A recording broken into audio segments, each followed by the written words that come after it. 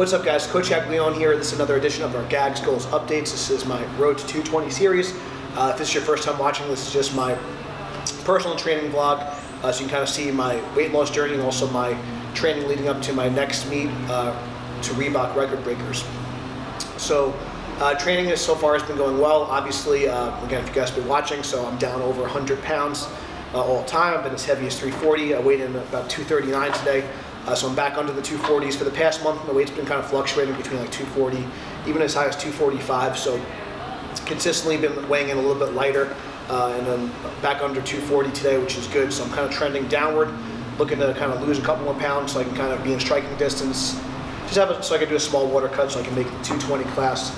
And that'll be kind of like the first time in probably 10 or 11 years that I've made the 220 class. So this is the lightest I've been in 10 years by far. And probably the leanest and most muscle mass I've probably been holding on, so I'm happy about that. That being said, it is challenging training in a caloric deficit. I just recently, if you watched my day of eating, a couple of tweaks to the diet, been using a little bit leaner cuts of meat, so instead of having some burger patties at night, I'm just continuing to eat some ground beef. On days like this, where it's a little bit heavier day, upping my carb intake a little bit, so having a little bit extra fruit, had some cranberry juice today, just to kind of replenish my iodine a little bit. Was feeling a little bit under the weather today. Started to feel like kind of like a cold or sore throat's coming on last night. I was having trouble sleeping. Just took some some medicine just to kind of help with some of the congestion symptoms and things like that. Slept okay, but was definitely a little bit under the weather today, so I wasn't really sure how things were going to go. Also kind of got my first meal in a little bit later than normal. I was kind of talking with our landlord, doing some I had to do some testing with some of the water stuff in the facilities today, so I was a little bit thrown off track, but especially when we're getting really close to the meet itself, sometimes you just gotta roll with the punches, and you don't always have time to, when you're kind of late in a training cycle, getting close to a peaking phase, you don't always have time to kind of rearrange. You kind of like have to hit those heavy lifts, like kind of in order to stay on track with the program. If you're in an off-season program where you don't have a meet coming up, you have a little bit more flexibility with kind of auto-regulation and things like that. So my warm-ups actually didn't really feel too great. I'm trying to start to mimic more what my warm-ups are going to be like at the meet. I know that there's going to be people deadlifting a lot more than me probably in my flight. So I'm trying to do a little bit bigger jumps and warm up a little bit quicker than normal, just so I can kind of mimic the conditions of the meet, because I'm probably not going to be able to have time for a ton of warm-ups in the back room. And so I kind of practice my warm-ups with that. So once I put my suit on around 495, almost fell backwards. That wasn't really a great set for me. 555 didn't really move. It moved a little bit better, a little bit more controlled, but still not as fast as I would like. And then once I started to kind of dial in the straps a little bit, got a little bit more comfortable with the setup, making sure I wasn't taking too much time at the bottom, but making sure my positioning was a little bit better. 590 moved pretty good. That's the heaviest I've gone straight weight this cycle, so I was happy about that. I was looking to go 595, 600 today, but I just kind of elected to just do 5 pounds more than last time I was in my suit, and that was successful. I think that moved better than the 585 did last month, so I was happy about that.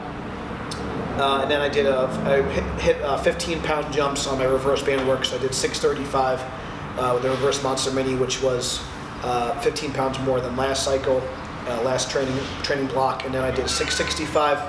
And what's good about the 665 with the reverse light band is, my goal for this meet, I'd like to hit around 300 kilos, which is about 661 or so, which would be an all-time record for me in a meet. I've done 660 before, so it'd be a small record, and that would be really, and obviously hitting that much an all-time PR at an all-time low body weight would be an added bonus. So I held 665 at the top for quite a long time.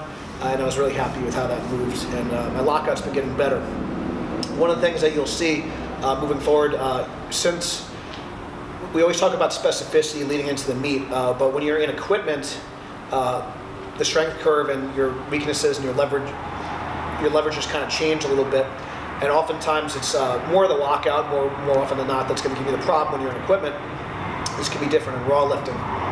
Of course. So I've been doing a lot more accommodating resistance for even my supplemental lifts. So on this particular day, I did 3 sets of 5 reps. I did a block pull, conventional block pull against bands.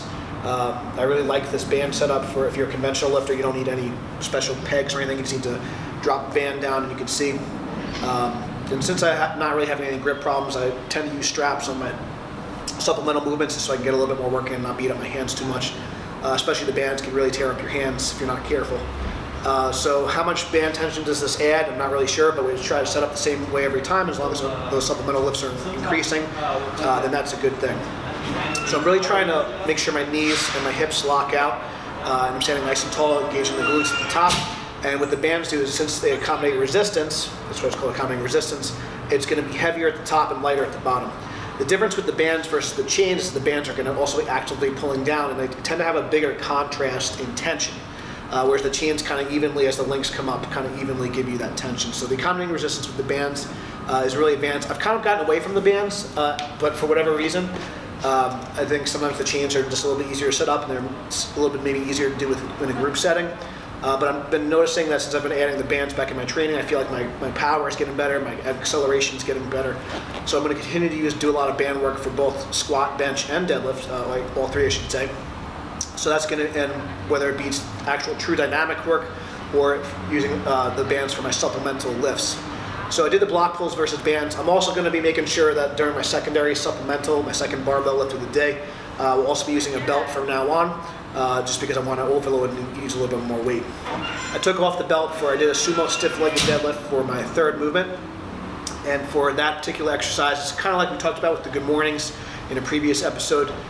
It's kind of a form of imperfect lifting. So I'm having my toes more straight ahead when I do the sumo stiff-legged deadlifts, similar stance width. I'm really trying to keep my knees as straight as possible without hyperextending them, putting a lot of tension on my hamstrings and trying to flatten out my back the best as possible.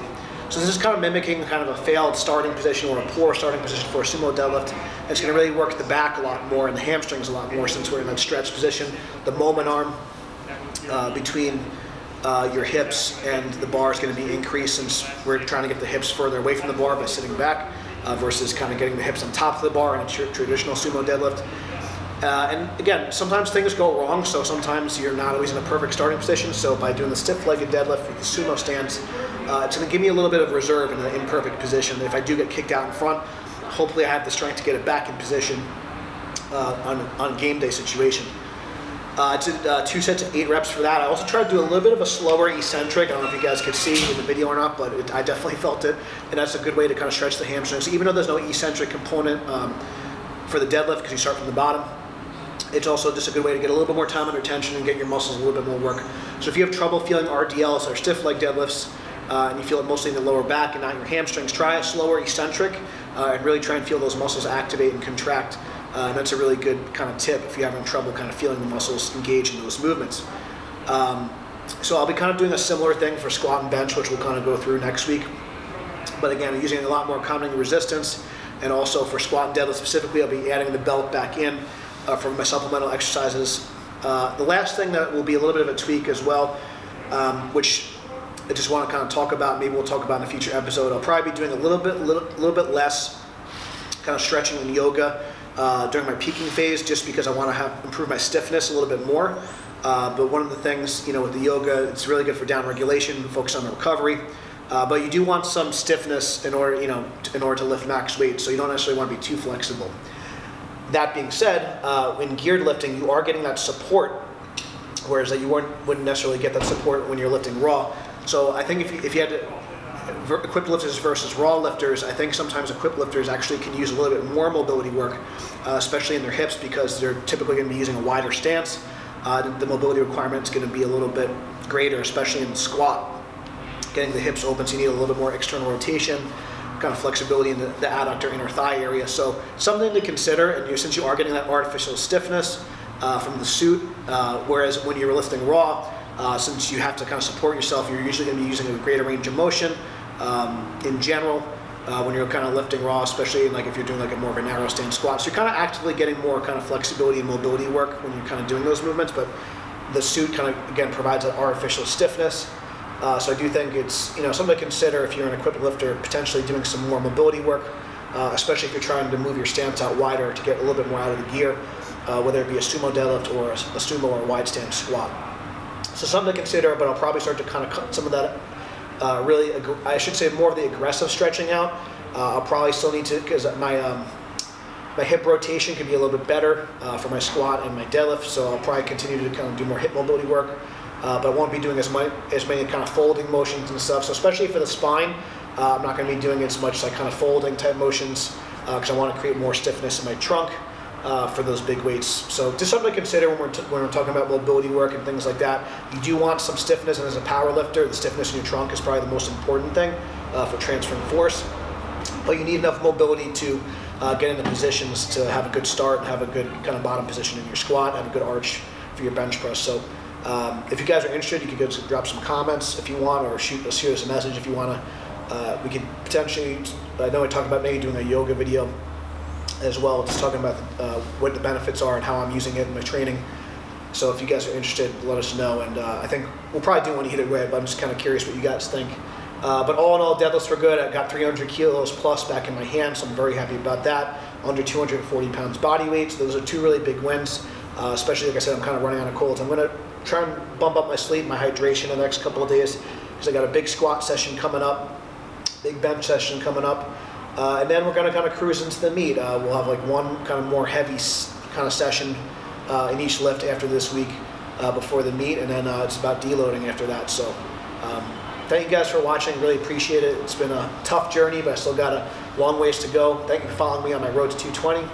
Until next time, stay strong. Please subscribe, and we'll see you soon.